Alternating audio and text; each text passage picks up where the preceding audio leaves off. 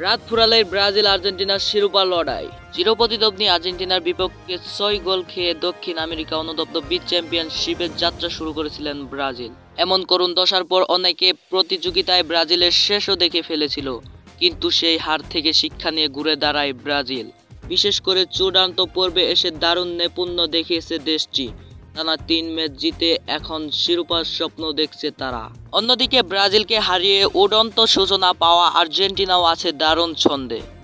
চূড়ান্ত পর্বে গোল ব্যবধানে পিছিয়ে তালিকা ২-এর থাকলেও পয়েন্ট কিন্তু ব্রাজিলের সমান, ৩ ম্যাচ ৯।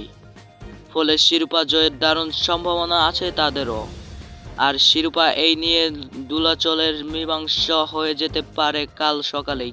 চূড়ান্ত পর্বের ম্যাচে শুক্রবার সকালে ব্রাজিলের মুখোমুখি হবে আর্জেন্টিনা। অর্থাৎ ব্রাজিলের জন্য ম্যাচটি আর্জেন্টিনাকে হারিয়ে প্রতিশোধ নেওয়ার পাশাপাশি শিরোপা নিশ্চিত করাও।